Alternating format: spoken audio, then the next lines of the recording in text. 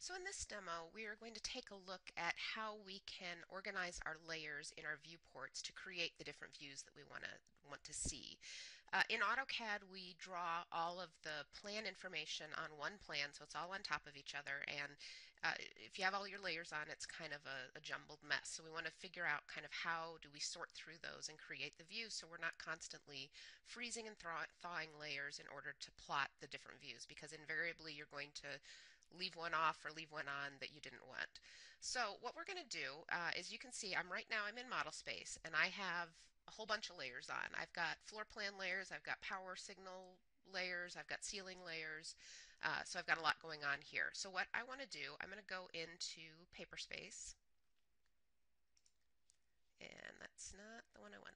Let's go to this one. Okay, so I've created two viewports here, and currently the viewports are showing all of the layers.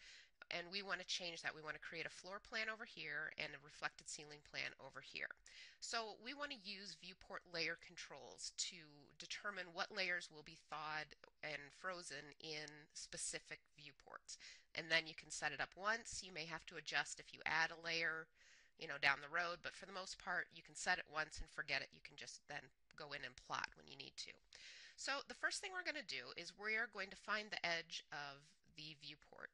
And what we're going to do is we're going to double click on that. And what it's going to do is it's going to open a view into the model space of that viewport. So you can zoom without messing up your viewport. You can do all sorts of things, which is really handy.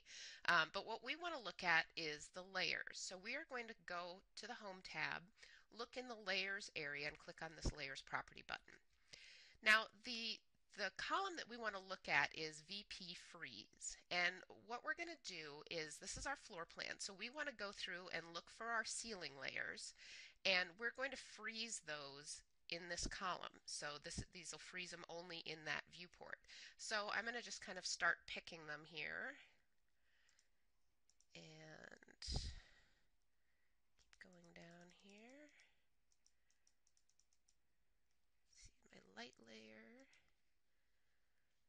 And I want to see if I can find my power layer as well. Okay, so let me close my layer manager and kind of see where we're at. It's looking pretty good. And that's the other nice thing. You can then kind of preview what you've done here. So it looks like I've frozen the layers that I need to freeze. Although, let me see if looks like I've got some extra dimensions. So let me go back in there for a second and see if I've got a dimension layer that I missed. There it is. Okay, so now let me close that. That's better. And then when I'm ready to go back into Paperspace, I've made all the adjustments I want to make. I'm just going to double click up here in the blue area, and it's going to bring me back into Paperspace. And now you can see, let me zoom in here a little bit, this view has changed. This view has not, because we've frozen the layers only in this viewport. And if I go back out into Model Space, you can see all my layers are still on. So it doesn't affect model space, it only affects what's happening in that specific viewport.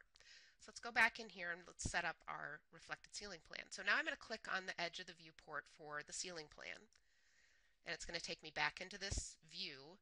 I'm going to open the layer properties again, and this time I'm going to freeze all of my floor layers. Once again in this VP freeze column.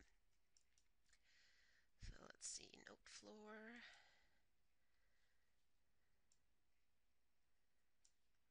Do door, and all my floor, case, handrails, idents, levels, overheads, patterns.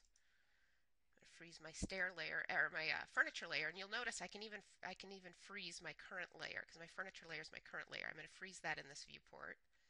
And again, I want to go down and get that power layer. And let's close it and kind of see where we're at. Okay, that's looking pretty good, looking like a reflected ceiling plan. So I think I got all the layers that time. So again, I'm going to click on this blue area here, and you can see that I now have two different views of my plan.